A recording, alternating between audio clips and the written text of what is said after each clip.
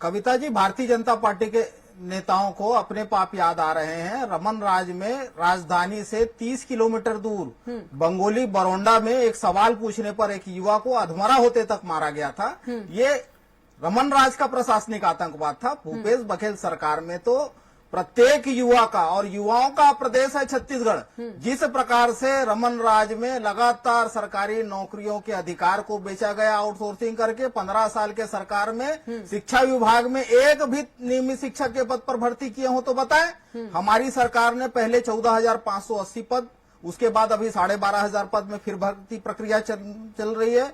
1,47,000 शिक्षा कर्मियों को नियमित किए।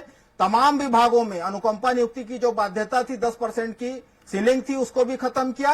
और सभी विभागों में उसके साथ साथ उद्योग नीति भी हमने परिवर्तित की। कविता जी, जो उद्योगों में भी जो बाहरी लोगों को भरा जाता था, भूपेश सरकार ने जो नई औद्योगिक नीति बनाई है उसमें स्थानीय युवाओं का नियुक्ति हो रहा है। राजीव मितान क्लब का गठन किया गया है। 13,800 से अधिक जिस प्रकार से सभी सरकारी विभागों में नियमित पद पर भर्ती हो रही है। 15 साल में केवल 9 बार भर्ती किए थे, पीएससी में 6 बार तो निरस्त हुआ था। पिछले 4.5 साल में 5वीं प्रक्रिया शुरू हो रही है। मुख्यमंत्री मितान योजना, वार्ड कार्यालय, तमाम अवसर मिल रहे हैं। जिस प्रकार से युवाओं के हित में योजनाएं चलाई जा रही है, तो भारतीय जनता पार्टी के नेताओं को तकलीफ होना स्वाभाविक है। इनके समय में 12 लाख किसान पंजीकृत होते थे।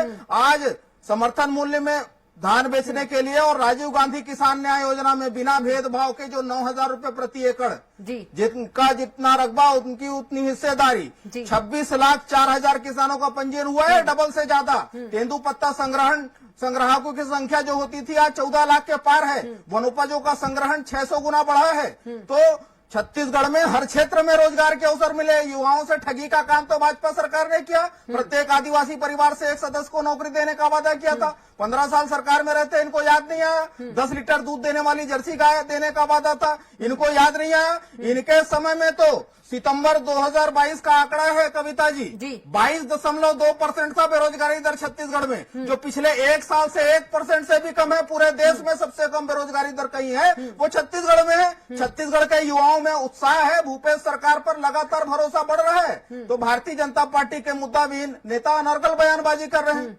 क्यों ब्रिजेश पांडे जी, सीएम भूपेश बघेल पर युवाओं का जो भरोसा है वो बढ़ रहा है, तो क्यों तकलीफ हो रही है बीजेपी को? सुरेंद्र वर्मा जी कह रहे हैं।